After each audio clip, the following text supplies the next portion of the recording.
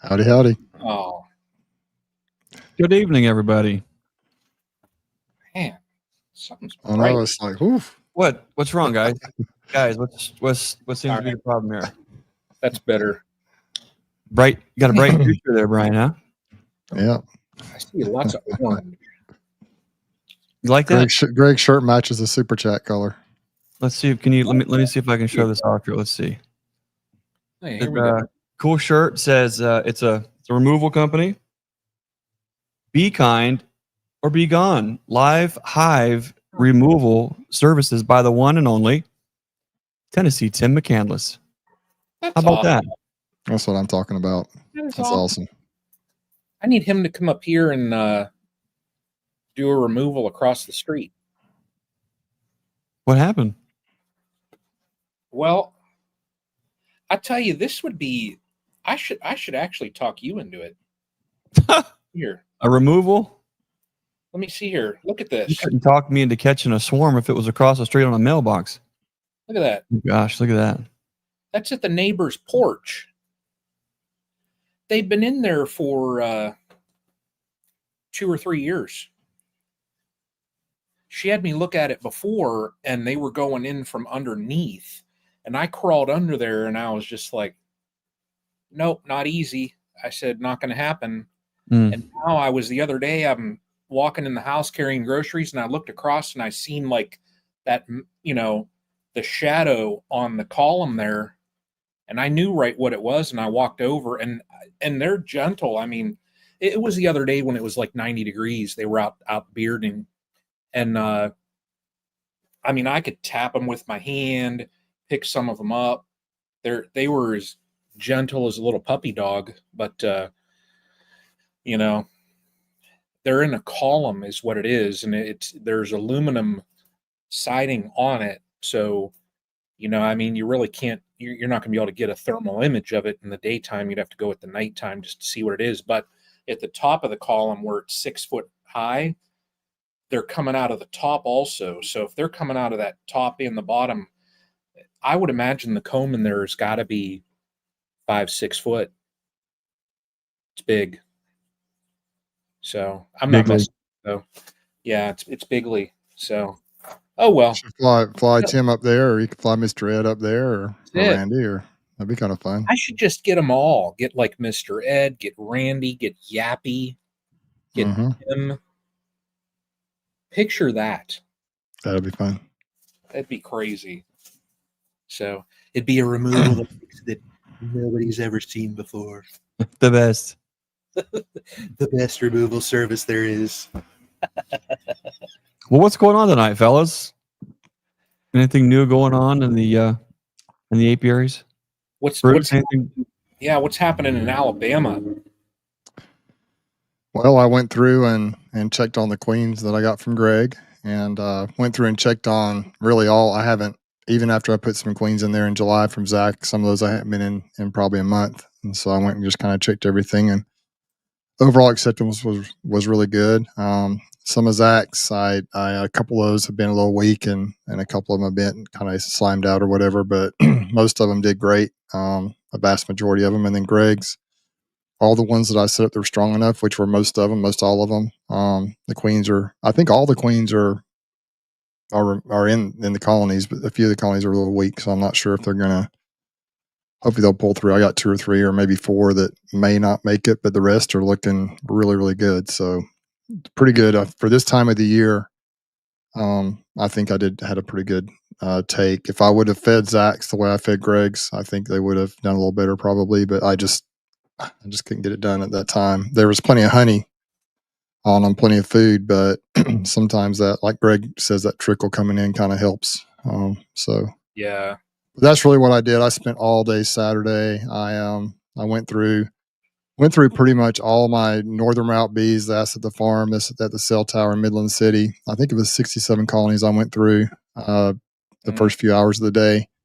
And I peeked in on all of them, made sure they all, I didn't have hardly, there was a couple that had died out, but most of them were doing pretty good. And so I just checked. I hadn't even looked at the health of those colonies in a while, and they're looking pretty good. They don't look as good as they did a month ago. I think it's just a difficult time of year. It's just you pull the honey off. The bees are in these big towers. They condense down into 2 boxes, and there's just a lot of bees in there. And then some of those foragers start to kind of die off. It's attrition that happens, and the health of the colonies looks pretty good, but they don't have the population they did. They still have a lot of bees, but not every hive isn't covering the frames like they were for a while there. And they look about as good as they have this time of the year, I think, in a long time. And overall, top to bottom, my bees, I think, are looking about as good as they possibly could. I did a count of production colonies, or of my colonies that are on the on the pallets, and I have 150 exactly. There's 2 or 3 that are in nukes that I did some queens that I didn't really count in that because I do think I'm going to lose a few of them. A few of them are a little weak, and so I can maybe use those nukes to kind of plug them. Plug in there if I need to.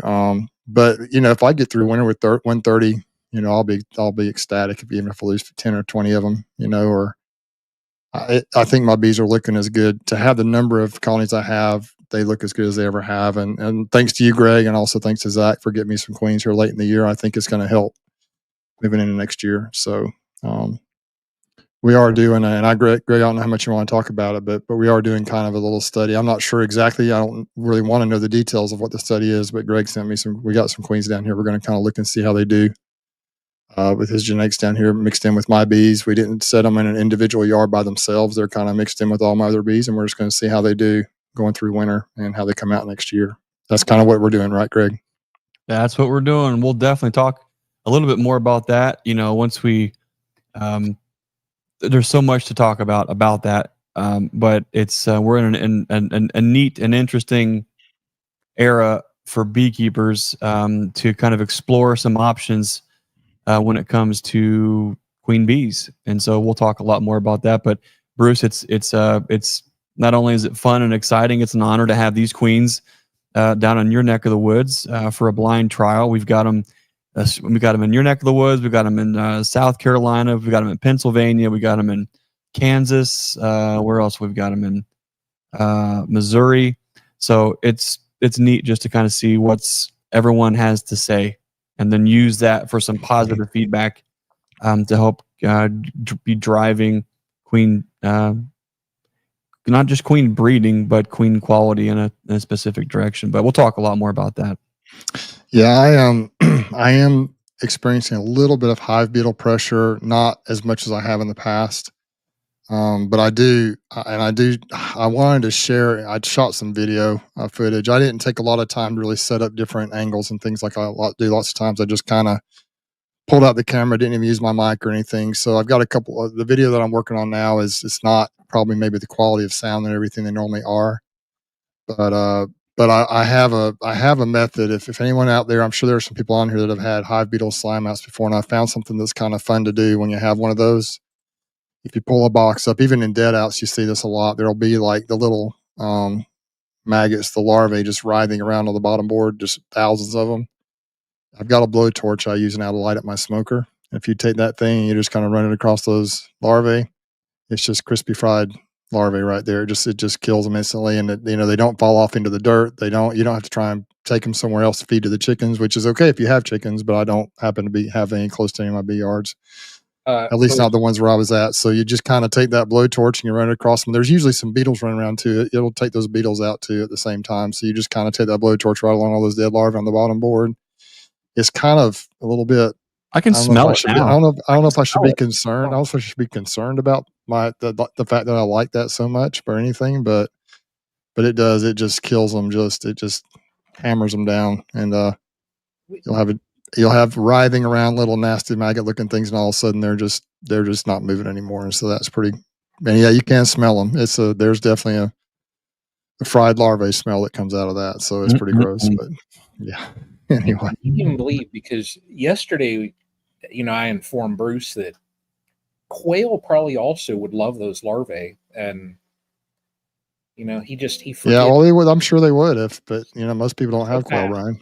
Most people don't have quail. You're watching these questions. You're watching these questions, Brian. There's some good questions coming. I've put this to the test a little different way. We already talked about this once. I'll be quick. I left a 5-gallon bucket that had maybe, I don't know, a third of it had Pro Sweet in the bottom. And then hive beetles actually were attracted to it, and of course they drowned. And then before long, the bees are in there getting what they can around the hive beetles, and all it's left is a hive beetle mat, a 6-inch mat of dead hive beetles. And I thought, man, look at all this carbohydrates. There's going to be some protein from the hive. I mean, my chickens are probably going to absolutely love it. I went out to the chicken yard and I spread that out. The turkeys, the ducks, and the chickens all looked at it, started to peck at it, and wanted nothing to do with it. There was dead bees that were also in there too that were drowned. They wanted nothing to do with that. And I'm thinking, what? Here's this sugary, Pro Sweet coated hive beetle dead bee smorgasbord of deliciousness. And they said, were they dead though? They like the live ones a lot better if they're wiggling around. Maybe it could have been the Pro Sweet on them too, maybe. But I bumped them in with the chickens, and man, they really like white moth larvae, but they do like the hive beetle larvae too. But I wouldn't feed them dead ones. But if they're alive, they'll scratch at them and they'll get every single one of them. They just dump them in there and they just love them. Quail, I imagine quail do too, though, Brian. I got to keep that in there, throw that in there, because Brian was upset that I didn't mention quail. Quail, waste not, want not, right, Brian? Exactly it. Anyway, but yeah.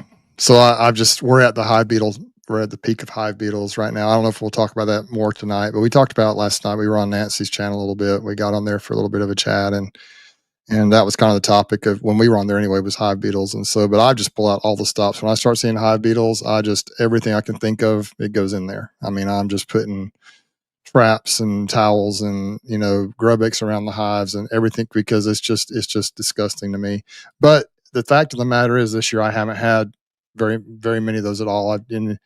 Even sometimes when they die out, I think from other causes, I think the hive beetles still lay in the pollen, in the bee bread, in the hive colonies. So you'll still, like, I had a colony that died out, and it wasn't a hive beetle slime out, and I set the colony up on top. I was telling the story last night. I set it up on top of another hive with the intention, like we talked about last week, Greg, of adding those to strong splits or whatever later in the year. And some of those that your queens are in were really strong. So my intention was to put those on those. So I went to move them, and it had just been sitting a double deep. I set on top of another deep and medium or double deep strong colony next door. I'm like, well, the bees will just clean it out and I'll use them. Well, I fortunately, I took the top box off, kind of laid it on its side or set it off to the side. And the bottom box that had been the one lower to the pallet out from the dead out, these have been up off. They were sitting on top of another colony, and I just thought I saw some yellow like powder kind of around where they kind of had a kitty corner on there that had been dripping down. I'm like, I wonder, that looks like hive beetle. Mm-hmm. So I took that thing and I lifted it up and I wrapped it on top of that colony, and probably 2,000 beetles fell out of that thing. They were all in there. So I did some serious squishing and squashing and smashing, and as fast as I could. And a few larvae fell out, but it was mostly beetles. And I did that like 2 or 3 times. And before I finally got the beetle, no more beetles were dropping out of there. So they must still lay even in a dead out that doesn't have bees occupying it, or that doesn't have honey in there, because the bees have cleaned all the honey out. So those are not near as nasty. When it's the slimy ones are the really, really bad ones. It's not as bad if they're more dry, but yeah, that thing had been sitting there probably for 2 or 3 weeks, just sitting up on top of the other colony. And I thought, well, I'm just going to slap that on top of it. But I'm glad I didn't throw it on there without checking to see if it had hive beetle pressure, because I would have put thousands of beetles in in one of your queens. That wouldn't have been good. So I'm glad I kind of took care of that problem. And I had two of them just like that in that same bee yard in Slocum. But actually going through the colonies, the live colonies that are strong, I haven't seen many hive beetles at all. It's just the weak ones are the ones that have either died out or are dying out where I've seen any hive beetle pressure. So overall, something I'm doing, maybe it's just good bees. Maybe good bees help a lot in that respect. Good strong bees that keep them crowded and keep them pushed out of the colonies. I don't know, but boy, they sure are opportunists for sure. If they have an opportunity to reproduce, they'll figure out a way. Oh yeah. There was a good question. I don't know if you saw that, Brian, since we're on the, well, we need to go around the horn a little bit. We're already getting into topics and we haven't even really gone through. Brian, what's going on up in your neck of the woods, man? I tell you, I got into the colonies, I don't know, within the last week. I think I was in them Friday. Yeah, it was last Friday. So it's been, what, about 5 days ago? And I checked 14 of 18. The ones that I didn't check were ones that, like they were survivors from last year. They have queens. So, I wasn't going to stir the nest, so to say, just from how their behavior has been this month. But the 14 that I did check, every single one was queen right. So the little splits that I've done, those are still in there. I mean, everything looked good. There's the only colony that is probably smaller than what I would like it at right now. But I'm going to equalize here shortly. It's the swarm, one of the swarms that I caught. But, like the queen in there, I mean, she's laying okay. I'm just going to let her go for right now. But, I don't know how old she is. She could be a queen that's 2 years old right now. So, but I mean, they're all queen right. Last year, this time, I mean, I started last year with 8, did splits. I think I even got a couple packages and things like that. And I ended up at the end of summer, after all splits and everything, back at 8. So, if I start this year at 3 and I am going into September, closing in on September with 18, I'll take it. So sure, it's good over there. And there'll be some expansion probably for next year. All the land that I cleared out, I got permission that I mean, I can basically cut any of the trees down over in that area. So there's 5 trees that I've looked at that I'm going to probably end up taking down, and that'll actually open up a little bit more sunlight on my current colonies, just because the sun gets to a certain point about 3-4 o'clock ish, and there's shade the whole rest of the day, just because Greg's seen where they're at. There's a lot of trees around them, so that'll help out. And then when I clear that out, there's going to be another bench that goes in, and that'll be for splits. I'll set up another row that'll be just for like nukes. So I think my plan is going to be the 2 rows that I have. There's 9 spots on each, so there will be 18 full colonies there, and then I'll have a smaller row where I can throw smaller splits over there, use those things to supplement into my production colonies. So yeah, I probably will end up with over 20 colonies, but having a row with just nukes where I can bank queens and things like that, that's just, I mean, it's going to help out huge. I think that's really going to just kind of set my apiary on its own path. So, but we'll see, we'll see. That's going to be some work. I think that's going to end up being like a winter type project, just cutting trees and stuff like that. But it's good though over there. So I cannot complain. You've done amazing, Brian, considering what you started with and the 3. The low place you were in starting the season, man. It's been fun to watch your growth. Yeah. Greg, how about you, man? What's going on up there at Nature's Image Farm? Well, I was just checking the forecast, extended forecast, when I was listening to Brian's his update there. I'm trying to get my head around what I'm looking at. Now, of course, it's just weather guessing, but right now I'm here at the farm. We're just in planning and strategic preparation, I guess, kind of a mindset. Looking at the extended forecast, we have some amazing brooding weather still ahead of us. I mean, for a very long time. It's looking like first frost, not even until the 1st of November. I'm trying to get my head around this, guys, because that's a big deal, and that could be problematic as well. It's starting to look like this fall is going to be very similar to last fall, with the only difference is we've had moisture and good moisture here up until now. This time last year, all of the ravine bottoms, the creek bottoms, everything was, not only was it dry, but it was just that broken, crusty, dehydrated soil look. Our pond was down probably 2 feet, which is a lot. It's a big, deep pond. It was down. This year, the pond's at regular level. It's still overflowing. We got a good rain last night. I'm seeing some differences in forage this year. I was out with the Batwing earlier, just getting some basic mowing done, not mowing down the pastures, but just access and things. And I can't remember a year when I have seen so much activity on some of the blooms. But the wingstem, the yellow wingstem, I mean, the bees are just all over it. We've got bull thistles that are in full bloom. Goldenrod, the second varieties coming in, and we're actually starting to see some fall honey in the boxes are just now starting to. A lot of folks have checked out some of the recent videos that we put out. We've put out a full-length learning yard video, a virtual learning yard video where I took a few questions, some really good questions actually, and then I went through and inspected all 3 hives, and then we posted that out on Saturday. We had a funeral that we attended, so we put that video out ahead of time. So just a few days ago, Friday, about 4 o'clock or so, if you watch that members only video, I caught myself smelling goldenrod. Like I smelled the butterscotchy was just starting. The butterscotchy, almost leaning towards Gymsock, had started, and that was the first day that I noticed that.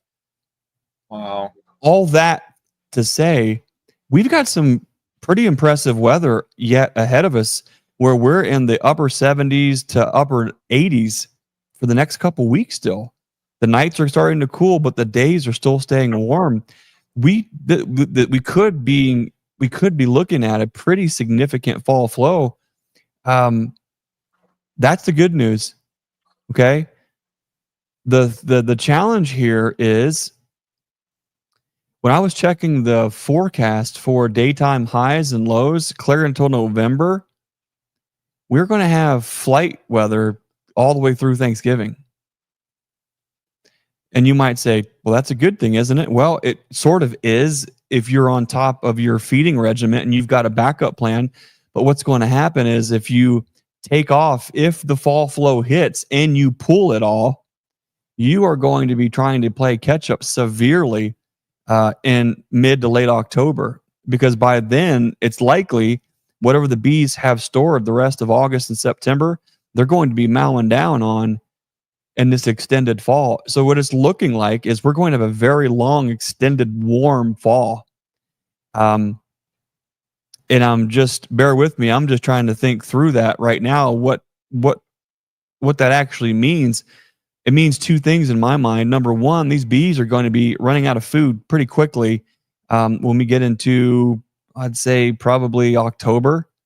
That's the one thing. The other thing is, I would highly encourage folks to not be fooling around with mite counts.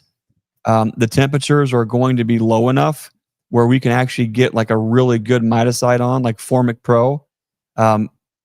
If we don't get ahead of those mites now, you might think you're okay doing mite washes in September or even right now in August. What's going to happen is the same thing that happened last year for a lot of folks. Everybody said, okay, it's chili cook-off season, time to pull the flannels out of the closet, and it's football season. The bees, they'll be fine. What's going to happen is these bees may get an extra 2 to 3 brood cycles. At least they could get an extra 2 brood cycles of pretty significant brooding. And if you're not careful, that could also mean an extensive mite brooding season. And that could catch you off guard going late into the season and could cause you some potential issues. So I guess what I'm trying to say is go to wunderground.com, plug in your locality, and check out that extended forecast and see if you're seeing what I'm seeing. If so, start to get in the mindset of putting a plan together on what that might look like so you don't get caught by the short hair. So anyways, we're in planning mode here. I wish I could say I was done with making splits, but it's like whenever we go to make all that motion out there to do that, it's always something. One other thing that needs to get done. We talked about sequences a few stream teams ago. So we've just about got the farmyard here straightened up, and then it'll be time to go to the out yards and get those straightened up. But anyways, that's where my mind's at already, and I'm kind of lost in that already. Greg, bees don't wear flannels or play football. You're right about that. While I do have an arsenal of flannels, I think. No offense, Bruce, don't take this the wrong way. But watching football, it's just not something. I enjoy watching Bruce watch football, but anyways, so here we are, guys. We're at It's not for. I can't understand it, but football's not for everyone. I know, Bruce. We were all created special and unique and different. That's for right. a purpose. Yeah, it doesn't matter. Yeah.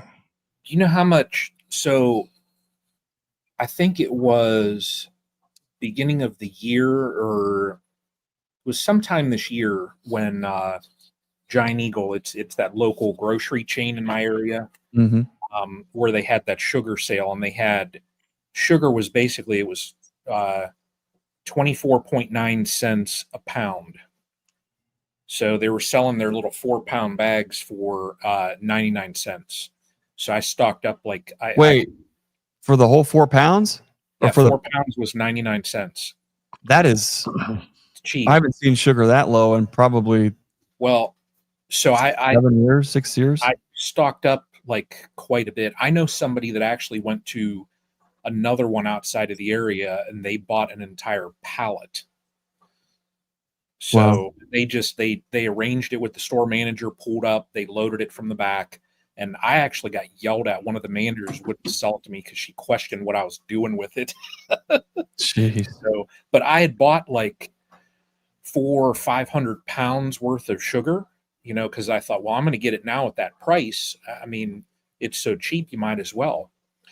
The dearth that we are in up here, I only have, probably 50 or 60 pounds of it left. That's it. Unbelievable. That much up here. That's getting expensive. Yeah. But I mean, it's like, well, if I don't feed them, then what are they going to be doing? I mean, they're just, whatever they had stored in there, they're going to be annihilating whatever stores they had. And then they're going to end up, they'd be even more hangry than what they are. And they're going to end up robbing out each other. So it's bad. Now they're simmering down some because, the other day when I was able to go through them, they were still a little feisty some.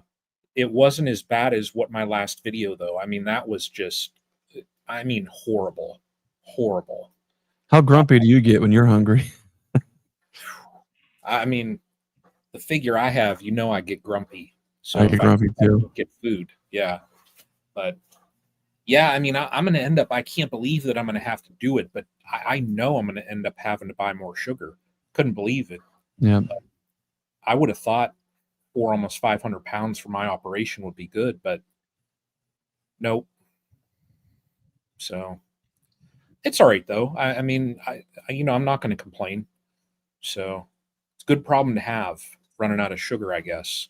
Well, you got the sugar, you got the that's where buckets are just awesome because you don't have to gorge feed them. You can make them work for it a little bit, keep that trickle effect coming in, get them being happy again. Right now, we've got bees that are drawing foundation right now. So it's getting late for that. But you know what? We'll take those wins for sure, Yeah.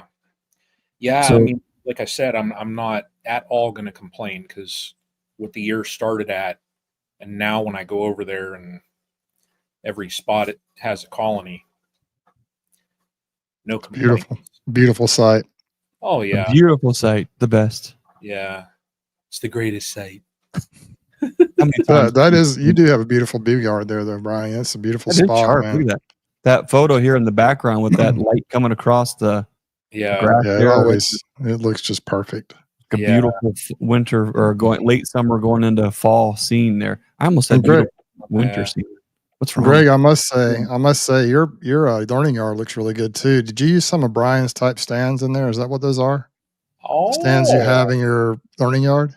Thanks for noticing that. We've got some Endura they're definitely real similar to Brian's for sure. Yeah. Little taller and a little bit tighter, but real similar.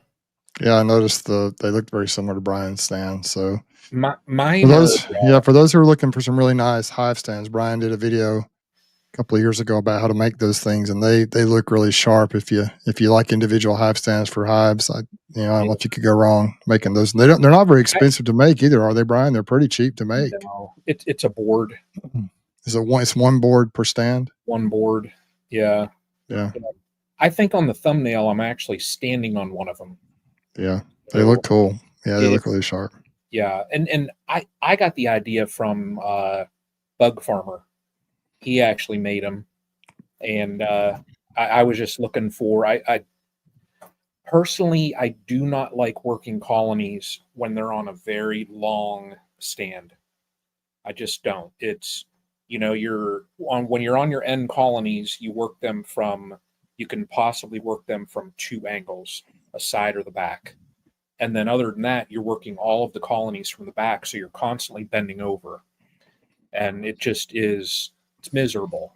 And me, I had back surgery years ago. So I watched that. And I just got thinking, I'm like, man, I need to get them on individual stands. And then I saw his video and I made some of them. And I don't have like a necessary blueprint because mine, when I see Greg's, and I actually have one or two of Greg's, I mean, they're just pristine. His are even wax dipped. So it's like me, I use on contact pressure treated, but he's taken his to the next level and wax dipped them. So they're like, they'll last as long as what your Hive bodies will.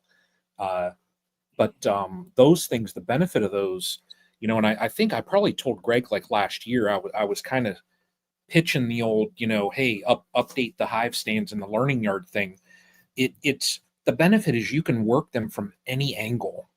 You see something happen and it's just shifting your body.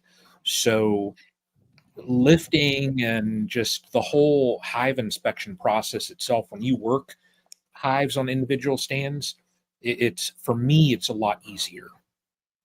But that's just Stan Gore has a setup with his bees where he uses individual Hive stands, a different style, but he sets them in groups of 3.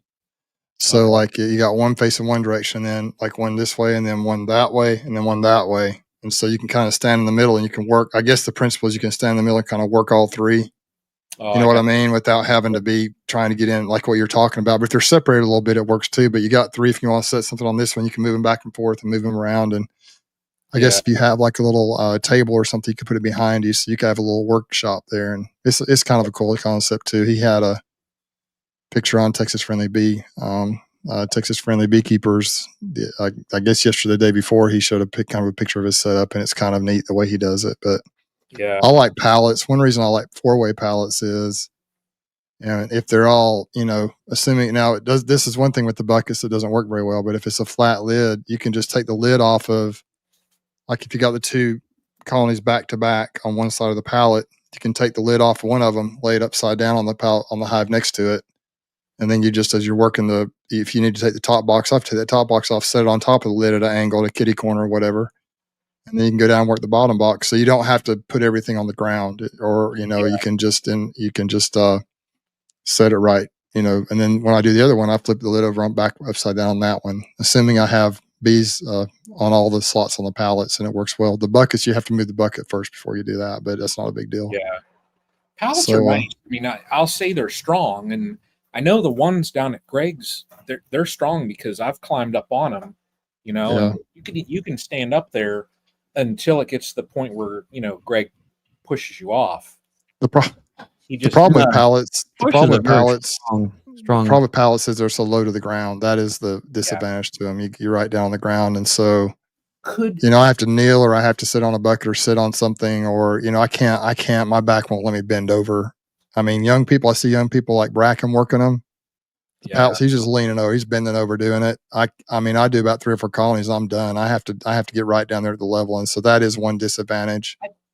But I'll take like a 5-gallon bucket, turn it upside down, or I'll take a little basket, like a little milk crate, or just whatever I've got, or a bee box even, and turn it. You know, Mike Berry had a picture of him using a Apiary 7-frame nuke lid. He flipped it up on end and sat on that. So, but I can't stand up and just lean over all day long when I'm doing a lot of colonies. That'll just kill me. But I also kneel quite a bit. But after a while, my knees get tired, my ankles get tired. So I'm just getting old, guys. I'm just getting old. Yeah. But I do like the pallets, and so. Couldn't you? I mean, I guess this would make moving them a little bit more challenging. But couldn't you take like 4x4 posts and? Yeah, I've thought about doing that. I've thought about the ones that are kind of in permanent areas, making little stands for them, especially if it's on an unlevel area. You could make a little stand and get them a couple feet up off the ground. Yeah, I have thought about that, but that's just work. It work, you know, at places like Applin, and it's, you know, if it was on a place where I know they're going to be there permanently, I could see maybe doing that. But when I'm on somebody else's property, I don't know if I want to commit to do that and then have to take those things out. You know what I mean? But right. There's just, it's just everything. Pallets are just, Greg, they're just so easy. They're just, you throw them on the ground and then you got 4 hive stands right there and 1 pallet for 4 hives, and then you can build them from there, and they work so good. But anyway, so I thought we should mention maybe that if folks have questions, I've seen a few questions roll through, and I know, Brian, you've started a few of those, but if people have questions, if you put them in all caps, that way we'll be able to see them and catch them. We may not get them all, but if we miss one, we're sorry, but it does help us to see them if they're in all caps. And if we roll through and we miss them, then we do apologize. So that's a good question here. I'll go ahead and answer them. Okay. He actually has had a couple. I haven't seen him in a little while. Is there a preferred? Oh, Eli's got to be in the background there, right when I'm going to read the question. So is there a preferred ground medium to keep apiaries on? Grass is bad, sand, gravel. Is there a preferred substrate that causes less problems, invasive critters? So basic critter reduction, yeah. Yeah, you know, Greg, you had a really good story about that with the hive beetles. I think he put that in there when he put this question up when we were talking about hive beetles. So Greg, you had a really good story that addressed that exact issue with concerns of hive beetles on your property. Be a good time to talk about that again. Maybe he didn't hear that. Yeah, we have struggled and fought with hive beetles for many years. Tried a lot of different things. Spoiler alert, the best thing that we did to get rid of hive beetles was to move the apiary, move it to a different yard altogether, different soil type, and that really did help. But things that we did to help with hive beetles that made a significant difference. One of those things was the hive beetle murder sauce. That video is on our YouTube channel. You have to go kind of way back in the Wayback Machine to find that one. But what we had was very clay, anaerobic, dank soil, north-facing hillside with spring seeps throughout. And no matter what we did, hive beetles just loved that environment. What we did that made some significant impact is put the woven black kind of polypropylene landscape fabric down underneath our pallets and in areas where we had stands, where we had queen nukes and mating boxes and such. And that actually really did help. I think I just told that story yesterday to somebody else. Is one, we had gotten a slime out, and you'll still get hive beetles there. And the thing about it, you got to consider is hive beetles fly. And if you've never seen it happen, just wait until you have enough hive beetles and you try to go mashing them or moving them around, and one goes airborne. They're just like one of those. Remember those ripcord helicopter toy things where you woo, when it goes woo. Same thing with the hive beetles. They just go woo, and you can't believe how far they can fly. So they can fly and get in anywhere. So just protecting the ground underneath, not going to be a silver bullet. But the black fabric did seem to help. I did watch some hive beetles go overboard, spill out of the box when I pulled the frames out, or when I took the box off the bottom board, and they're all abandoning ship. They're on the bottom board now with no protection. They're all just jumping crawling off the bottom board and going straight down.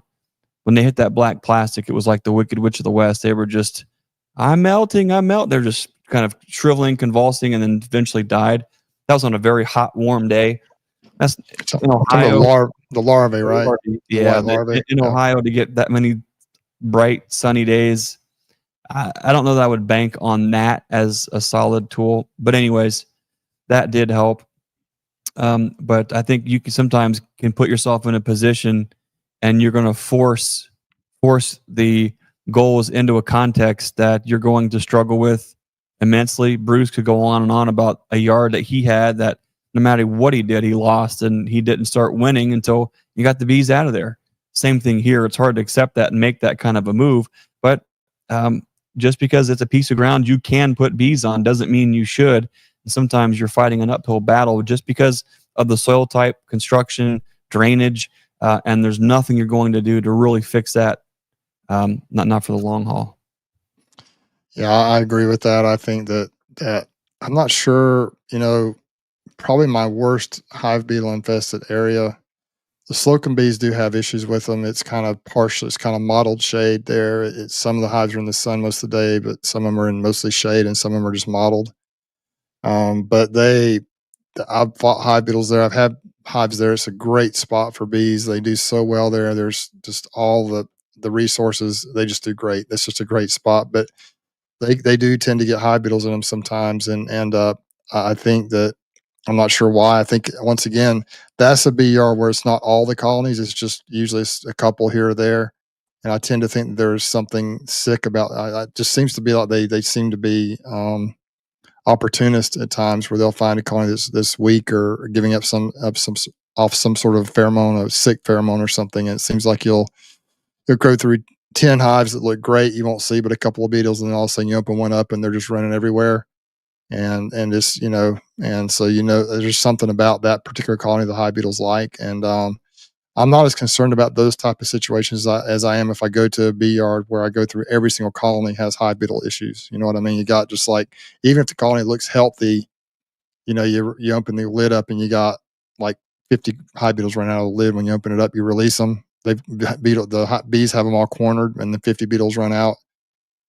That to me is a little more concerning. I do have one location where I kind of have this is really the only spot I've had them there for years, and the bees do good there. It's Honey Hill Farm, and the trees have grown up over the years, and it's in the shade, and the soil is very sandy underneath them, and they just typically have beetles. The bees seem to fight them off pretty good. I don't know if I've ever really had hive beetle slime outs there, even though there always seem to be quite a few beetles in those colonies. And that's the only location I did not get to this past Saturday when I was going through my bees, and so I got to do them soon. But yeah, I do definitely think that the location makes a difference. And I will say I've had slime outs in full sun. It's not like if you put your bees in the sun, you're never going to have hive beetles. That's not true. And I've had very healthy bees in the shade that have not had issues. So I don't think there is Greg, you like to say there are no absolutes in beekeeping to speak of. So, people say just put them in the sun, they'll be fine. Strong colonies in the sun will never have a hive beetle problem. And I think it's better to do that, but I don't think that's a silver bullet that always is going to eliminate hive beetle issues. I know we got folks in here. I see folks from Utah and different parts of the country, glades in here, and in some parts of the country where it's super dry, like a desert type area, they don't even see hive beetles. They don't exist. Like Bracken doesn't have them. I don't think Glade deals with them. And I don't think that, Jose, California beekeeper, deals with them out there in California. I just think in certain drier areas, I think it has to, if it's like hot and humid or there's a lot of moisture, they tend to be more of a problem too. But man, they're just nasty little things. I just hate them. And we don't, like I was saying last night, and I mean, I've joked on here several times. We just don't have them this far up north where I'm at. Yeah.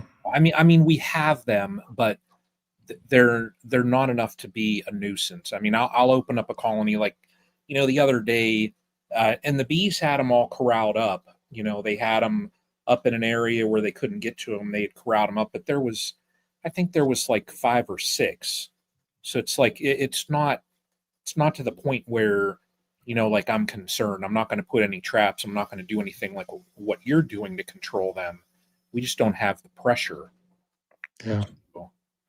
I'll say, you know, there's some really good, while we're on the topic, I last night we were on Nancy's channel talking about this a little bit, but there are about 4 or 5 different things I use, different strategies. And if I go in a colony that I think is really in trouble or is going that direction, I'll put like 3 or 4 different things in that colony. I don't just do one thing. Like I'll put traps, I'll put a towel, I'll put grub X around the base, you know, and on the ground, I'll put the bye-bye beetle. I bought some of that at the expo. I'll just try everything I possibly can. And then I even have at the Honey Hill farm, I used Jared, what's his last name? Jared Markham, I think is his name. He sent me those beetle crushers from Ozark Bee Barn or Ozark Bee. Yeah, he sent me the beetle crushers. I put those in there, and so I am not afraid to try. Jared Malcolm. I can't believe I forgot his name. I had to look at it.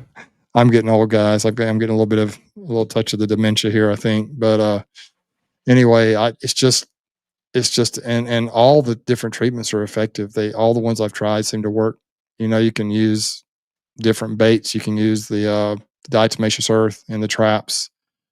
But the best defense against hive beetles is just good, strong colonies. That's the best defense. Yeah. But even then, sometimes it's not 100% that you're not going to get them or have issues with them. But right. That's where you need to start, is with good, strong colonies that have the right amount of space.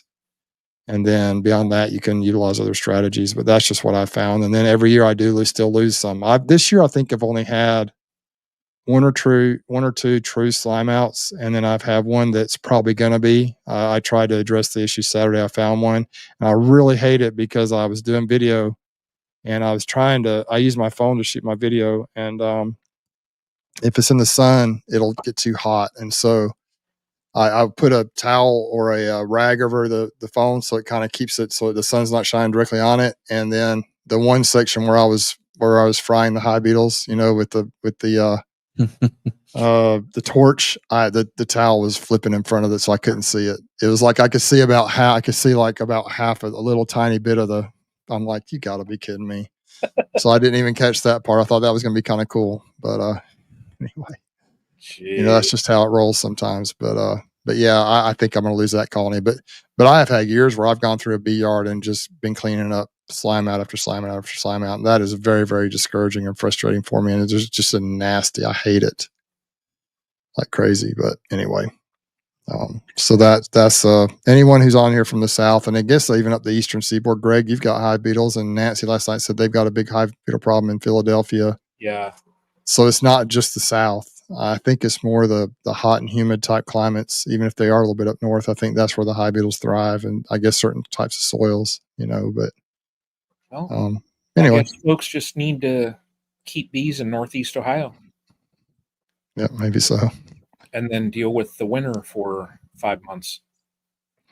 So just keep your bees strong. And try to keep them in the sun if you can, mostly, and just keep them strong, and then just address the issue. Try to be as proactive as you can, and then anyone who watches my channel knows I still have live bees, even though there are hive beetles around here. So, I mean, you can still be a good beekeeper and still have bees, even if you do lose a few to hive beetles every year. It's not that big of a deal, really. Then the worst part is just cleaning them up.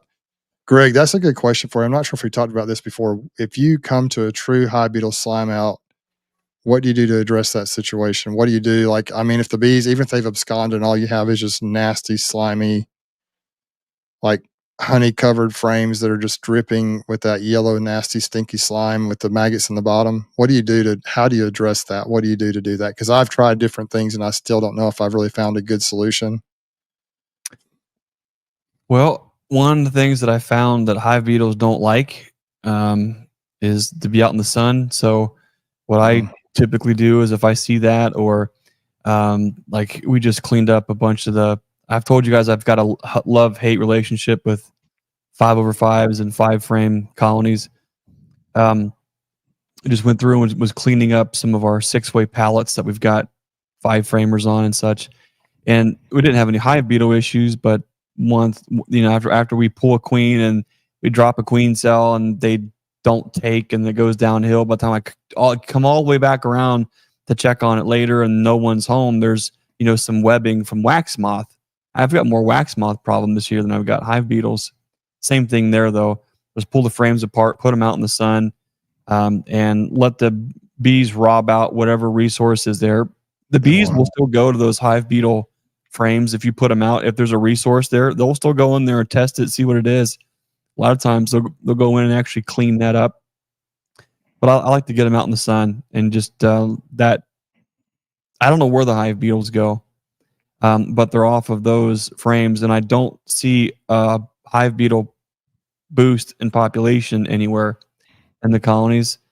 But to be honest, I really haven't had that happen like that in the past. When I would have it, you know, you've got a problem because you smell it first. You smell them before you even get to the box, and you know that you see the yellow dripping out of the front of the box. Yeah. That's a dead giveaway. When I get into that, I've got a lot of black of that landscape fabric in a lot of the yards.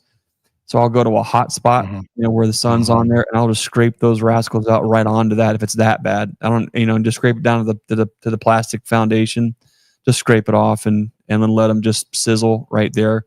I gotta say, I sometimes wonder if I'm a bad human, you know, if my heart is truly pure, because I find way too much satisfaction in murdering the hive beetles when they are just destroying everything. And I've said this before too. Man, hope I don't get hate mail. But when I find mice inside of a colony too that are just chewing everything up and pooping and peeing all over the place, I know they need a place to live, and they can anywhere they want to on the farm is fine. Just, you know, not in the shop, not in my equipment, and not in any vehicles. You know what? Anywhere else, fine. So I get to be a little bit murderous when it comes to things that are destroying all of the resources. Yeah, your assets. The assets. So anyways, I scrape them out, let them get fried in the sun. In the past, and it's been years since this happened. It goes all the way back to when we were using like Advantech bottom boards. I can remember this specifically. But pulling 5-frame hive bodies off, and the entire bottom is just literally a sea of maggots. There's nothing better than taking your torch and just cooking them. Yeah, hive beetle brulee, just all nice and crispy. And anyways, yeah, you get the ones on the top, and then you take your hive tool and run it across them because there's some squirming underneath, and then you get the bottom. And you wonder, how can you survive with that much heat? Then you ask yourself, there's some pretty good insulation with hive beetle bodies between the layers there. But yeah, you got to stir them up, flip them over, make sure they're all well done. Sear both sides. You did say something though that is very true, though. They cannot stand heat at all. Like within, I mean, you drop them on a black surface like asphalt or anything black or anything that's really hot, and they'll just shrivel up. I mean, in just seconds they'll be dead. So they don't like heat at all. But yeah, Grammy says snap, crackle, pop. That's right. I agree. I can't get rid of that smell now. That's all I can smell. I can smell it too. yeasty burnt hair weird thing going. One thing that it almost smells like burnt hair. That's kind of what it smells like when you're cooking them. That is exactly what it smells like now that you mention it. Like when you're scalding scraping a hog or chickens or whatever. Yeah, it smells that way. Yeah, I one thing I was telling them last night, I talked to Larissa a couple of years ago about, she lived in Hawaii at the time. She's the Beekeeping Made Simple person. She's got a YouTube channel, and she does a really good job with that. Just basic stuff, beekeeping stuff. And she's been doing it for a while. At the time, her channel was not near as big, but it's kind of blown up in since a couple of years. She's got quite a few subscribers because she's a good, humble person that's just trying to help people out, and you can sense that. But she in Hawaii, I guess they have a real problem with hive beetles in a lot of places, and so she told me that what she does, you know, if you go to the bee yard and you just run, she always has some black trash bags with her, like the big black 30-gallon or whatever trash bags, the big industrial strength ones. And if you get into a really nasty dead out, and I did this one year, I had those in my truck with me, and I would just put them in there and just eliminate the frames, just get rid of them. I know that's kind of a waste because you can recycle them, But if you're running into a lot of those, if you have, just say you have 10 boxes that are high beetle slime, from dead outs, you go and you discover that's 100 frames of that nastiness you got to deal with. And how many maggots and beetles are in those frames? So it's, just say that's like 5 colonies that are double deeps, or 10 colonies that are single deeps, or whatever. So it's just almost, I've just burned them. I've just destroyed them. I did that. I haven't had that. I say that now, and I'll have a really bad month here in the next coming month. But this year, I haven't had near the number of just nasty dead outs that I've had in the past. The slime outs, like I said earlier, I think I've only had maybe 1 or 2 true slime outs this year. I think I've had one that was what we found during the honey harvest when Glade and Jed and those guys were here, and Bracken. And then I have one this past weekend that I think is on the way to doing that. I tried to salvage it, but I think they're probably on their way out as well. So, but really, that's very rare for me, because usually by mid-June, or by mid-July, I'm starting to see them, and I usually have several every year. But I don't need to count my chickens before they're hatched, though, because we still have another month or 2 where the pressure is going to be pretty strong on them. So it could happen, and when they gain momentum, they can really take out some stuff in a hurry. So I'm not being cocky or arrogant. I'm just saying, so far, it's been a pretty good year from the pest perspective in my bee yards. So I don't think Brian Brian probably can't speak to it, because he's living in like this glory land up there with no hive beetles. But one thing that I'm just now thinking, that I wonder how much impact it's making with the hive beetles, is I was just thinking as you were talking, well, hive beetles are attracted to protein, they're going for the food. But I'm going back and thinking, how many of my colonies have thymol being coursed through the veins of the colony throughout the year? Like, it's pretty significant. I wonder if thymol in and of itself is also helping to keep our hive beetle numbers down, because every ounce of feed that we feed has Hive Alive in it. It's got the thymol, and then all the pollen patties that we use has the thymol. The hive beetles definitely will slime out pollen patties, but what I'm saying is liquid feed specifically, I know the hive beetles go to it, but I wonder if there's anything to the thymolated syrups, if that helps detract hive beetles. Sure, it doesn't hurt. Sure. Yeah. That's interesting. Sure, it doesn't hurt. Yeah. Huh. Man, we've been going for an hour. Going for an hour. Brian, do we have any rapid fire questions? Let's see here. I think we kind of answered this about, can you suspend an apiary in the air on a chain to prevent beetles, but they fly. So yeah, they definitely I think they're more efficient at flying than bees are, actually, from what I've heard. They can fly. I've also heard they really can smell out beehive from even miles away. I've heard that. I don't know if that's true or not, but I've heard they are just extremely effective at flying and finding beehives to get into. You know what? I've got an island in the middle or at the edge of the pond. Put a hive down there. Throw a pallet down. It's kind of grown up into like a jungle little. It's not big. The island's very small. It's like, I don't know what it is. Probably maybe 20 by 10, maybe. Wouldn't that be kind of interesting to just beat all the brush back and then put some hives out there, island beekeeping, and just see, then again, the moat around that part of the islands, it's probably only 10 feet wide. But what if, I wonder, anyways, I got to thinking, well, about the question here, question number 2, can you suspend an apiary and on a chain in the air? And I got to thinking, well, what about a moat? Would a moat work if you had a moat around it? That's kind of started thinking, I kind of have a moat. Moats work around castles. The Ohio Island Beekeeper. Can you imagine a whole video of just me going out in a kayak, towing a kayak with equipment out there? That'd be kind of fun. Be kind of ridiculous, but it'd be kind of cool. Anyways, see what's going on here. It's getting too late, guys. It's too late until the day my brain is going to dumb places quick.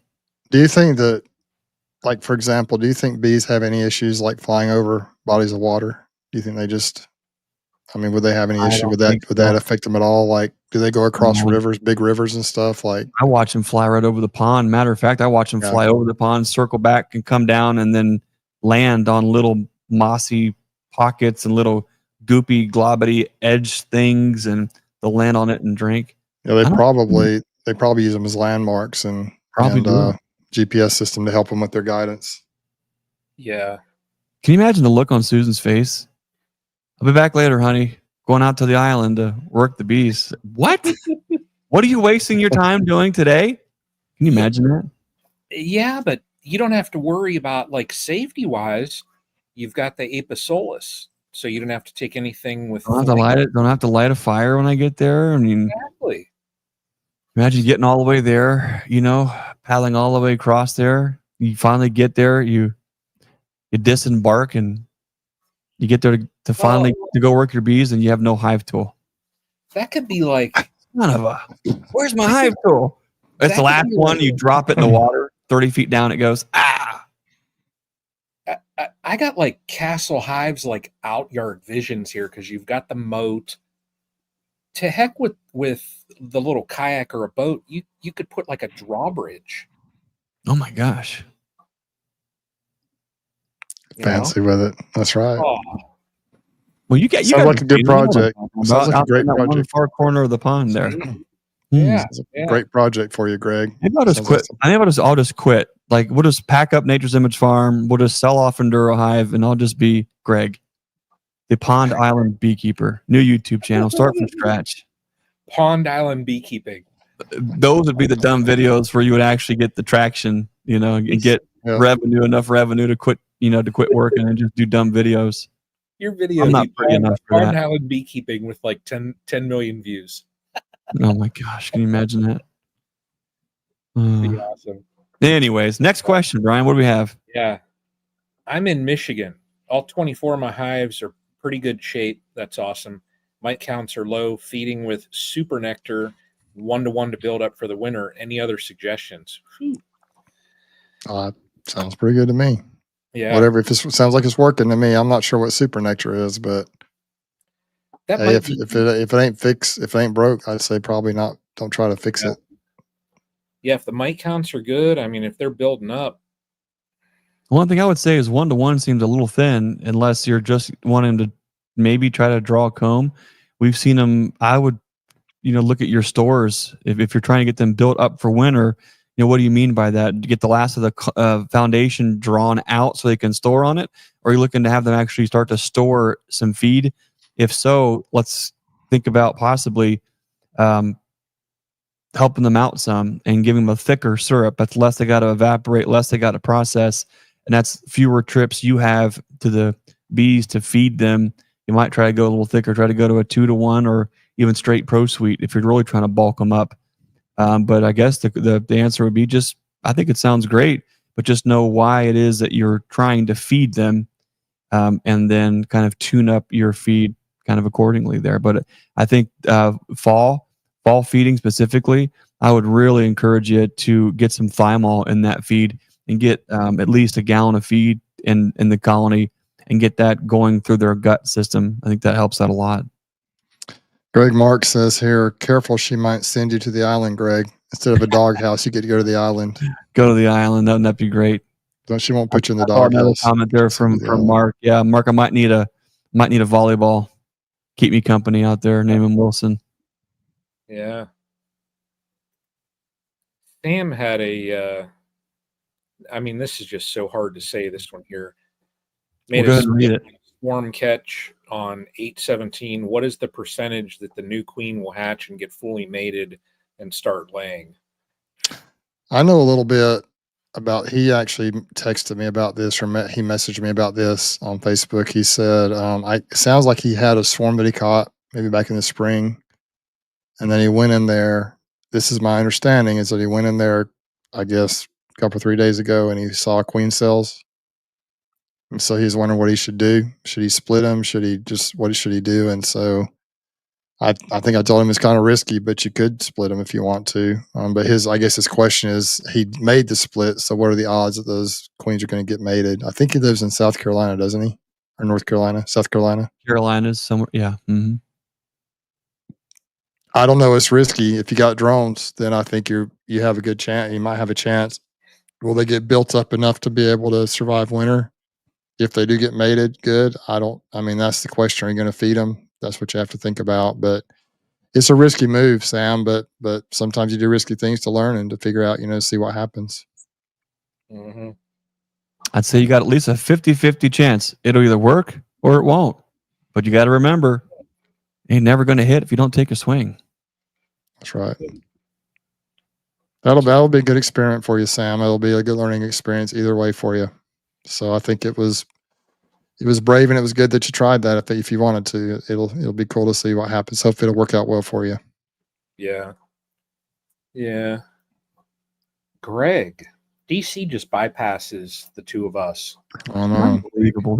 You guys, you're hold on a second. What's your guys? You're good enough.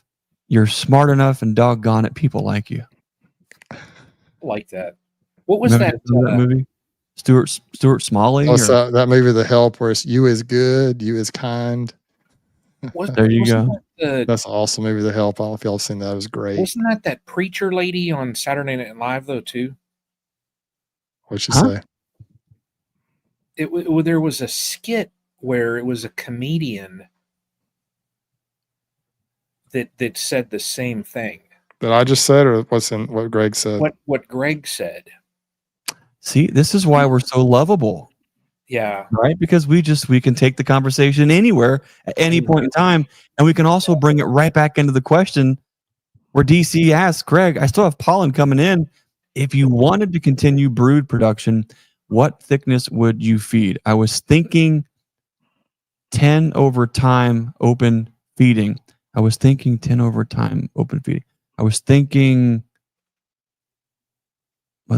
I'm not sure on the last part of that question, but look, I've said this a million times. If you want bees to brood, what's the best ratio? Yes. Do you want bees to store feed? 2-to-1, 3-to-1 for sure. If you want queens to be stimulated and continue rearing brood, which ratio of feed? Yes. A lot of these really come into play. What kind of feeder are you using? That's the big thing. I can tell you without a shadow of a doubt, hands down, unequivocally, hey, I've seen bees draw, and they do, because I very rarely ever mix my feed, and it's actually a little better than a 3-to-1. I don't mix it, and the bees draw comb, they brood, she lays, and then if they want to, they store. So it all works, but I would consider more so the method of feeding. I would not be putting 2-to-1 or 3-to-1 and full frame feeders if they already have food. All they're going to do is continue just to store and plug things out. If you put a bucket feeder on and they're still bringing in a lot of food, they may or may not do anything with it, but they can decide to leave it alone if it's above. If it's in a frame feeder, I don't think I've ever put liquid feed in a frame feeder and the bees ignore it, unless it was a really, really small colony and they just couldn't get it all down.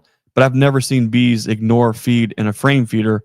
They will utilize it and most of the time plug it out if they really didn't need it. But a bucket feeder, if they don't need it, a lot of times they'll just leave it there until they do. I've seen where we'll have a bucket feeder on with straight 3-to-1, and those bees won't touch it for 3 weeks. And I'm thinking, what is going on? Is my plug, like, are the holes plugged up, or what's going on? And then I'll put it back. I'll come back and check on it the next time. I come back 3 or 4 days later, and the bucket's gone. They finally took it, and they took it in earnest. So I love the bucket feeders for that. It's an insurance policy. It's on there. It's ready to go. When they need it, they've got it. And so feeding a 3-to-1 or at least a 2-to-1, you're not going to be worried about it going sour or going bad like a 1-to-1. Tiny Creek has a good question there, Greg. I had this experience with one of mine, with one of the bucket feeders, and so we could pop that up there. It only happened on one of them, but this did happen in one of them. That's one of the ones I think I'm probably going to lose the queen, because that would have to be the hive that when I put the frames back together, they weren't good enough, and the queen had dropped to the bottom. she was alive still in the cage Saturday when I went in there, but there weren't a lot of bees left, and the bottom was just, it had quite a bit of syrup in the bottom of the colony. It had dripped down in there. So yeah, well, the bucket feeders, I know the word is used loosely. They're not all created equal. For one, they've got a lot of different components going on. Some are screened. There's different types of lids. There's different type of flow rates on the plugs, and then a lot of times there's differences in whether or not the lids actually seal.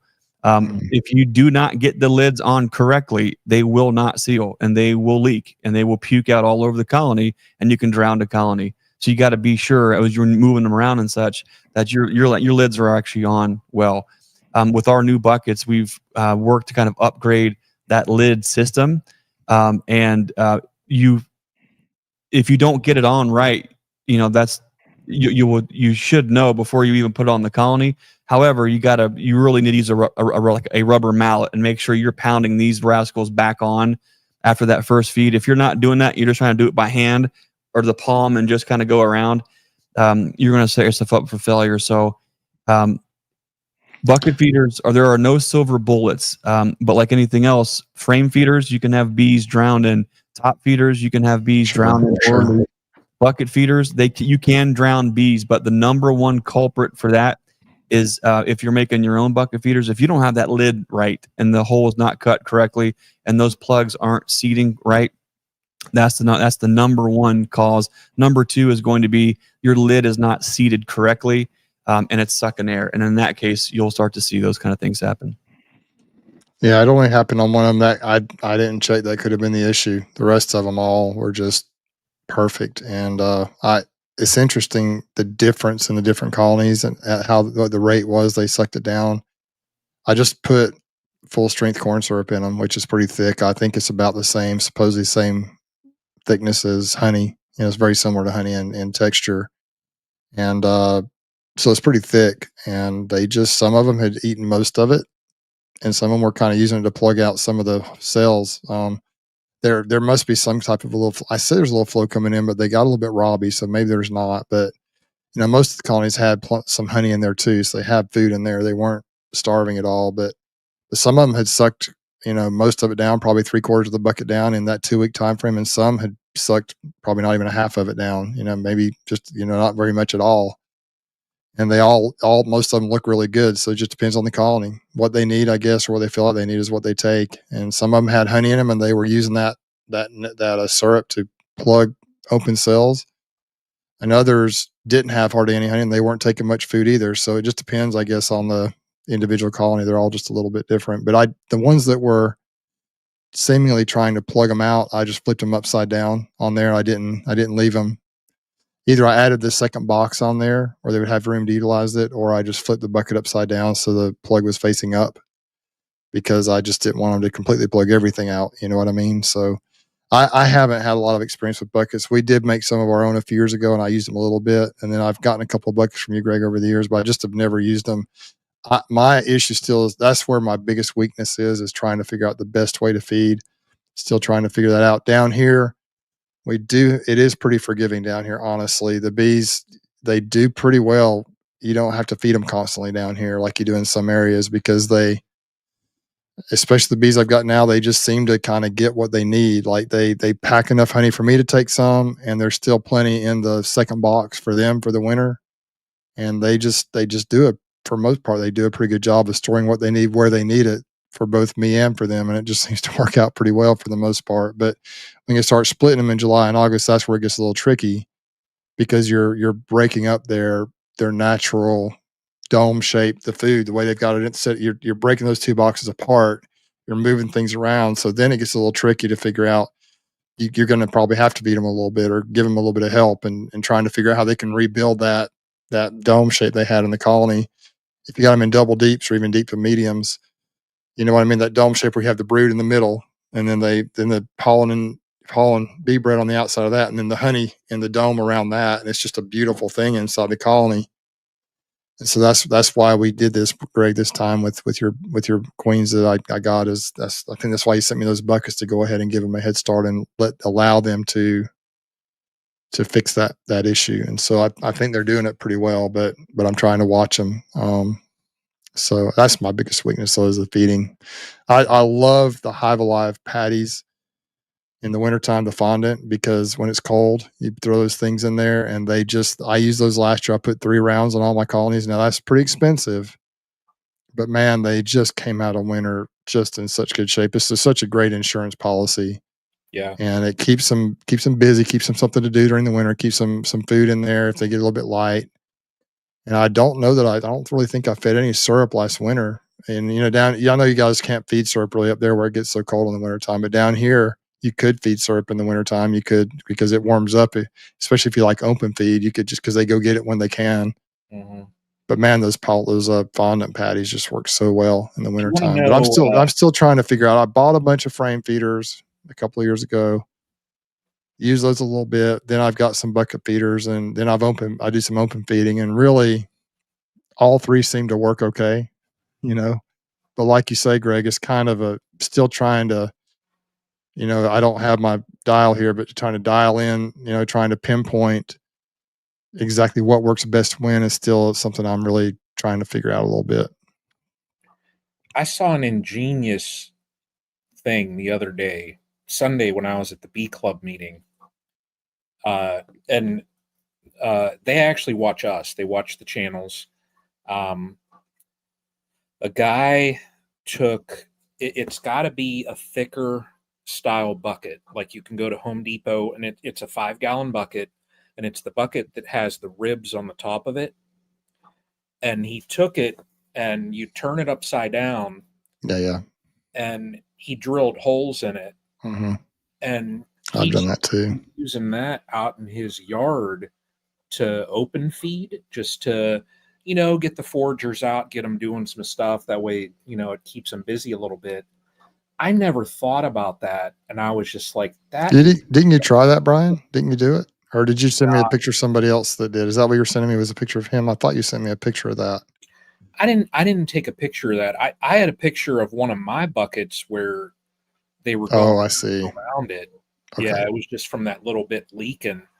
But yeah, when I didn't have as many colonies, I did that. I did the 5-gallon bucket thing upside down, drilled holes like a chicken feeder, basically. That's what it is. But you put small holes in there, and the upside down, when the bucket upside down, where that lip comes down, it catches them. Yep. And it worked great. But man, the number of colonies I have now, you gotta have a bunch of buckets to do that with.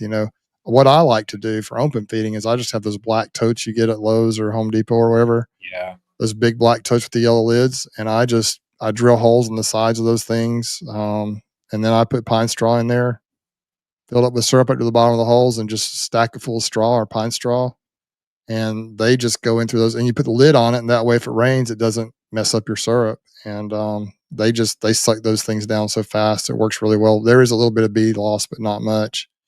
Yeah. But I've used, Greg, like I said, I've used all 3 methods. I used to do nothing but open feed, and my bees did fine. And then I did frame feeders, and they did fine. And now I'm using bucket feeders. I do like the bucket feeders for what we're using them for now, Greg, though, because it is a slow trickle. And I really like that principle, because you can put a bucket on there and it lasts for a couple of weeks with that thick syrup. And you don't, like the frame feeders, they suck it down like in a few days, like it's just gone. Like you say, they'll use it, plug everything up, and it just kind of goes everywhere in there. And I think frame feeders have their advantage, though, if you're trying to, like, if you slap a deeper foundation on, or if you need them to build bees or build brood, really fast, and you want them to do that. I think that it does have its advantages. So I'm still trying to figure all that out. Yeah. Tom got a question here. Well, it could be from Melissa. We don't know. Looks like a pretty smart question. It's probably Right. Melissa. Just kidding, Tom.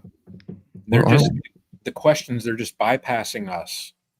So this is straight to Greg again. I think Brian should answer this one. Brian? Greg, with the 1-gallon feeders, do you recommend adding holes to the tent plugs when feeding 2-to-1? You most certainly can, and that's why I think those bucket feeders are the best, because you can tune that up to suit whatever flow rate that you need. But I'll tell you this, Tom and Melissa, I leave 3 holes, and very rarely will put more than 3 holes in. And I'm also feeding even thicker syrup, which is 3-to-1. What I have found is when the bees need it, they take it. That's one of the beauties about 3 holes on a thicker feed, is if they don't need it, they don't plug up the brood nest with it. But as soon as they start to need it, or there's no incoming nectar, then they start to pull it. So if you're using the bucket feeder to stimulate brood rearing, if you're even using it to draw comb late in the year, and you just when there's no flow, 3 holes works out really well. If you are trying to bulk them up, however, and put a lot of weight on them, that's a completely different use. And you can still use a bucket feeder for that. But that's when you would put 4 holes, but no more than 5. We get calls all the time with folks who try to use plugs with like 6 holes or 7 holes. And it's too much flow rate. You've got to be, if you use something with over 5 holes, you're talking about putting weight on like double deeps where they can really suck it down, and you're not going to worry about it leaking in the colony. But that's why I love 3 holes, and I think 3 holes is about the best suited size for probably 80% of the uses that are needed, no matter if it's 1-to-1, 2-to-1, or 3-to-1. But the beautiful thing about our bucket feeders is we've got plugs, and we sell the plugs to go along with them. If you want to experiment and just to put 2 holes and drill 2 holes out and put those in some 1-to-1 to see what that looks like, you can do that. If you wanted to go 4 or 5 holes, you can. On 1-to-1 though, boy, I don't know. I'm not sure you would really ever need more than 2 or 3 holes, because on a 1-to-1, what are you really doing? You're not putting on weight really with 1-to-1. You're stimulating maybe some brood rearing, maybe drawing comb, but our bees do fine doing both of those with the 3-to-1. So for me, it's 3 holes. I like that. But if you are feeling like they're kind of choked down, they're not pulling, they're not getting what they want, and you need to put weight on, then certainly consider adding another hole, maybe 2. Greg, shifting gears a little bit with buckets, do you have any issues with critters carrying your buckets off when they get empty? It depends. This time of year, no, because the bees are propolis monsters, and they want to kind of just put a little kind of glue that inside lip down just a little bit.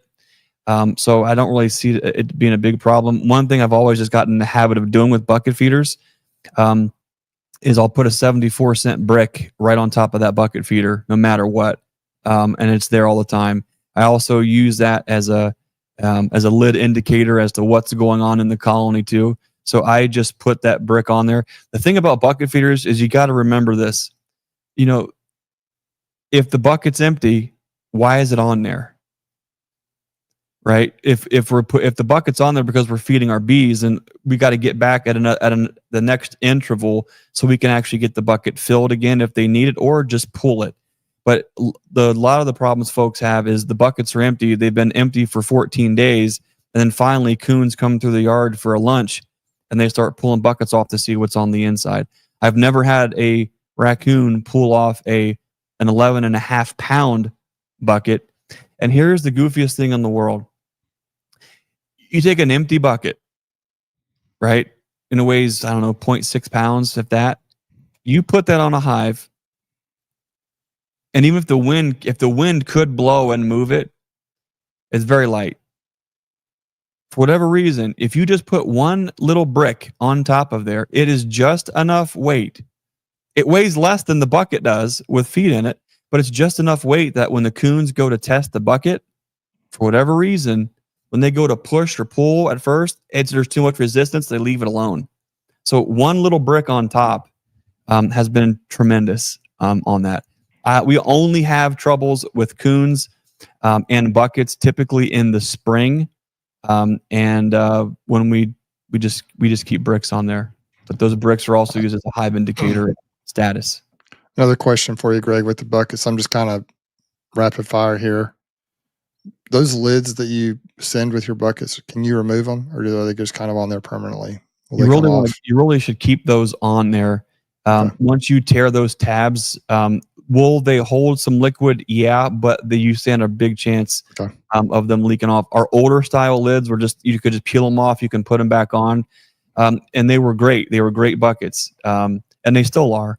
But the trouble is, you only have so many uses out of that. So we were trying to find, okay, what can we do to have the same price on the buckets, but have the bucket last another maybe 2 years? And so now our buckets are super, super thick, even thicker than they were before. And I would prefer that folks leave that lid on. If you accidentally pull a tab and you pull that thing off and you need replacements, get with us. We do have got extra lids here, but I'd leave it on. I would fill it from the center, and I would do that with like a fuel pump kind of a scenario handle, or like a mason jar canning funnel works great. Pop it right in the hole and then feed from a bucket or another container. Could always use the Bradshaw feeder too. That thing from California. Beautiful for exactly. Do you have one of those? I have a homemade 1-inch pipe with a ball valve. It's not nearly as refined. And those Bradshaw things. It's like It's like $120 and it's 3 feet long. Yep. You don't have to bend over at all. You just stick it in the hole and. On the ball is at the very end at the spout, which is nice. When you shut it off, from what I've seen, it's not. You don't on mine. Right. Yeah, it's only like it's right. They're like 2 inches from the end or something like that. Yeah, they're great. They're absolutely great. It's worth the. What I went and got the other day, and it was specifically to refill those buckets when I pop the plug out. It's a pump that fits on a 5-gallon bucket, and it's meant to pump like fluids. So if you're topping off fluids in vehicles, it's got a little handle on it, and it screws onto the bucket, and you basically just sit there and pump. It almost looks like an old style water pump. That water pump. Yeah. And literally then I just carry, because before when I would fill those things, I had so much just waste, because I would take a scoop or something out there and I would fill them. I never, I would never have a funnel or anything like that to be neat about refilling my buckets. So there was always spillage. And then, like how the bees are now, and they're very angry, very hungry around the tops of the buckets.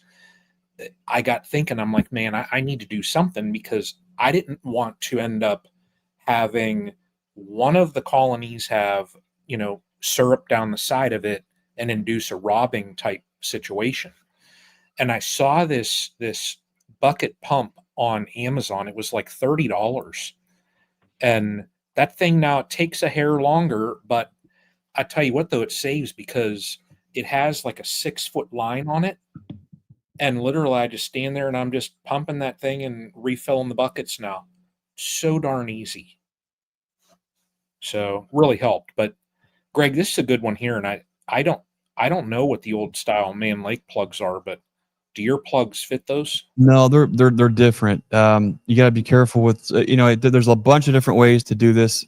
Obviously we're partial to what we do because it works for so many different reasons, but no, those are not the same. Not the same plugs. One thing I did real quick there though, we've been talking a lot about bucket feeders. We've got a new design bucket feeder that I think you guys will really like. They're not only are they good looking, but they're even more heavy duty than they were before. For tonight, for the stream team, if anyone is interested in buckets, I just activated a discount code. The discount code is StreamTeam 10. And if you use that discount at checkout, you can get bucket feeders for $10. So if you're looking for the bucket feeders, StreamTeam 10, use that as your discount code, and we'll sell those to you for $10 a piece there. I'll throw the link back into the chat also. The thing to consider, what's also why we go a very specific route, is we cut all of our lids with the same size hole. So no matter what scenario you find yourself in, you can use a plug as a lid closure. And I can't tell you how many. I've never seen a problem with this. Even the plugs that have 3 holes in it, if I lost or I'm missing the plug that's in the lid, I can pull it out of a bucket and pop that right in the lid and I'm done. It's a very cost-effective way to use it as a closure. As of right now, guys, there's this new hot craze sweeping nowhere quickly, and that is the Nature's Image Farm Bucket Feeder Pyramid Challenge. Yes. Reigning champs are still the Soasmans with a whopping 60 buckets. Can you believe that? They have a pyramid of 60 buckets. Unbelievable. The likes of which have never been seen. That's not really fair, though, because, I mean, I'd have to stack up like 3 buckets on a hive. It's true. So, you know, they're discriminating against us small folks.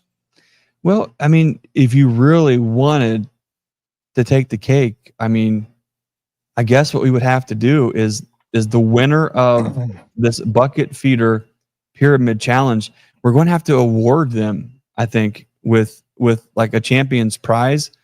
And I'm trying to think where we could award that to him at. Maybe an upcoming conference, maybe even at, I don't know, an EMBA conference. Maybe we'll see you guys there. Maybe something of that nature. We'll have to do something fun, you know. Yeah. I mean, this is like literally. I mean, I can't tell you how many folks come up to me never and say, Greg, you know what's on my bucket list of things to do? To build a Nature's Image Farm bucket feeder pyramid. Tom and Melissa, you can check that off your bucket list. See what you said, the bucket list. See? Bucket list. I was worried. You said you had dementia. I was worried. I was wondering if who would be the first one to catch it. It was Bruce. Bruce, well done. See? Yeah. Well, what Bruce, what do you got going on in the next week? Any more questions? Or are we good? I think we're good. Okay.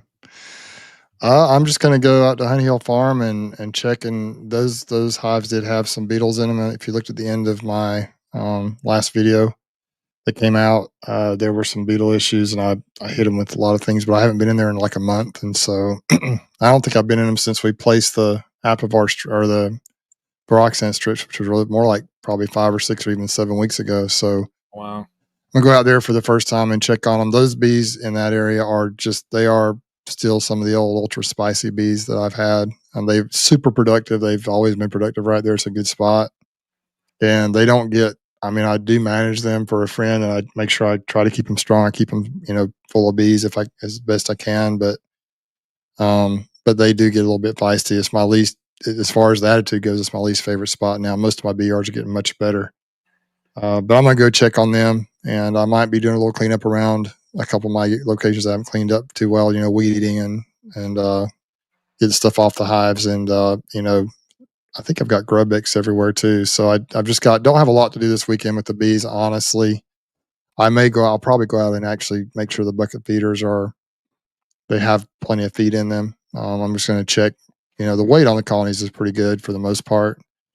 If I do any checking on hives, I went through most of them. I went through all the ones in the northern route, and the ones where Greg's queens were. Any others that I had concerns about in the southern route the other day at Appleton Farms and Slocum, and so I don't have a lot of actual bee work to do. It's not always great to get in the colonies this time of year, just because of robbing possibilities. And I probably should try to get the Roxanne strips out in the next couple of weeks. I don't, I know that they're supposed to come out in 6 to 8 weeks. I think it is, whatever the number of days is, but I just don't. I don't think it's that huge of a deal if they stay in a little bit longer. I don't think bees are going to build a resistance to oxalic acid because it is an organic acid that just basically burns up their legs or whatever. So I could be wrong on that, but I just think that I think it's important to probably go by the package. But I'm been a little slow to get those out, and it's the bees seem to be do well. What?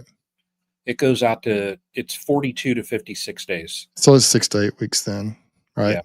So, I'm still within that window, but I never got them. I never got some of the ones from the spring out, but the bees, they chew them up. They do chew them up, and they kind of remove them, and they turn them into like little tiny pieces of what they started with. So, but anyway, so that's really all I got to do with the bees this weekend. I do have a video. I have so many clips, and I'm trying to figure out if I want to make it into one video or multiple videos. I kind of just put the stuff on my editing software to try, and so I'm working on the video basically of the splits of the summer splits with Greg's Queens. It's like a 3-step process. The first week we we went and identified the colonies I wanted to split, and we put the bucket feeders on those. Second week, we went and made the splits and put the queens in. And then this past weekend, I went and actually checked the acceptance rate. So I don't know if I'll make that 2 or 3 videos or just make it one video and just do the whole thing. So I'm trying to decide on that. But that's what I got going on. I got some things to do around the house here. And of course, Greg mentioned football season earlier. That's just coming right around the corner. So I'm excited about that. But we are not in a super crazy busy time with the bees right now. Thank goodness. It's been really, the heat index it's had to have been super hot. Like it's felt like a dang oven out there the last few days walking out from work. Today I actually cut my grass. It was kind of cloudy. It wasn't bad. I came up from work a little bit early, but I'm walking out of my car after work. The last few days has been ridiculously the temperature's been like low to mid 90s, but it's felt like it was just like somebody just turned the oven on out there. It's been crazy hot. So really just don't want to get them too much. I don't think I need to. I've done everything I think I need to do for the most part. And so it's going to be a little spot checking and that's about it. Good deal. Well, here, I've got a market tomorrow. Friday after work, I'm driving to Maryland, and then I'll be back Saturday. And then Sunday, my son's having like a housewarming party. So the next time that I can possibly even look at bees, it's probably going to be Monday or Tuesday. And next week up here, Greg, it'd be perfect formic weather if you did want to use it, because we've got high temps next week. I think up here our high is like 76 or something like that. Mm-hmm. So, perfect, yeah. Oh, it's going to be beautiful. So I'm actually excited to work the bees when it's in the 70s. If it's like 74 in there, it's going to be perfect. So, but when I do get in them, it's just going to be, I'm just going to check their attitude. I may set a bucket out farther in the yard just to see how they act on it. And if, I'll know if we've got a flow coming in, how they act with that, if I'm open feeding any. But that's it. I mean, I'm just going to maintain them until we get into a flow. And I'm hoping also that we get a decent fall flow up here. I love that fall honey. I know you shouldn't always bank on that just to fill up your colonies, but I hope we get a little bit. But the colonies, how they're looking now, I'm content with them. I am. So good up here. And I may start cutting down trees here soon too. Who knows? So we will see. But East Central Ohio, what's happening down there, buddy? Well, we're working hard, Brian, to just make sure that folks can get everything on their bucket list checked off. What do you think about this? Huh? I love it. What about this? I love it more. How about this? I love Anyways, yeah. That's what we're doing. Lots of bucket feeders, a lot of feeding right now. Colonies that we have split out that we're trying to grow the numbers. We're getting feed on. That's kind of the main thing. Thinking about treatments, not playing games with that at all. And I think if you look at all of the treatments that we have ever used, I think hands down the most effective is formic. It has the most temperamental usage based on temperature and such. We're in the window now where we're starting to creep into formic season, where it's oxalic acid. It's an important tool. The vaporizer, it's an important tool, but we're migrating towards those get put away, and we get to using products that are the most effective for all the cap brood that we have. Our colonies are loaded full of cap brood, and while oxalic is helpful for sure, it is not something that we lean on when we've got a lot of cap brood. So it's going to be formic season, feeding season. We're still, most importantly, washing for mites and seeing if we even need it. And so up until now, our numbers have been kind of static, and we haven't really, thank God, have needed to put formic or anything heavier on at all. So things are looking good on that front. We're still busy trying to get everything into its winter configuration. And what I mean by that was we're still brooding, we're still growing. And based on the forecast, it's safe to say that these bees are going to continue to brood unless we hit extreme dry and warm late fall, which could happen. So for me, I'm getting my head around that. And it also puts me into a little bit of a position where if I want to make some splits that might be on a little bit on the smaller side, maybe it's a 6-frame box or a 7-frame box, and I want to get them into doubles, we still have enough brood days and brood cycles ahead to where we could get them into doubles. It's a little risky, but it's nothing that some pollen patties and some feed can't help along. So we got some colonies that we'll probably try to push. We're going to have some colonies that we're going to try to pull back. We're going to be pulling back and distributing some brood out to some other colonies. But again, the thing that I always say, and I'm saying over and over and over again, the number one rule is forward momentum. Make sure that every single colony is moving forward. So there's so many other things that are moving forward right now that we're pumped up about. I know coming up here, I think, tomorrow, I think I'm got a group of folks at the library that we're going to be talking about bees up at the Dresden Public Library. So that's always a lot of fun. From there, we've got the West Virginia Bee Fair coming up. Really excited about that. It's going to be a lot of fun meeting with the great folks from West Virginia. And it's so close to Virginia, too. It's going to pull in a bunch of different people. So that's going to be awesome. We're looking forward to having a great display there, including a Maxent honey processing line. That's going to be awesome, too. We'll have that. Go talk with folks about those kind of things too. So many fun things on the horizon. StreamTeam has some great fun news for the very early part of the winter time. That's going to be a lot of great fun there too. So right now, the name of the game, forward momentum, keeping the mites off. We're checking first to see if we need treatments, and we're using our bucket feeders to help keep things moving forward. Forward momentum is the name of the game. Speaking of forward momentum, next week, Bruce, is it your channel? The Bruce's Bees YouTube channel, 8 p.m. Eastern. We'll see you there. Don't forget, if you really want to get the Nature's Image Farm Bucket Feeder Pyramid Challenge off your bucket list, don't forget, use StreamTeam 10 and the discount code at Nature's Image Farm and get those buckets for $10. Can't thank you guys enough for all your support. It really does mean a lot. Until the next time, we want to remind you to be the lighthouse and be the change you want to see in this world. We'll see you next time. Thanks for watching.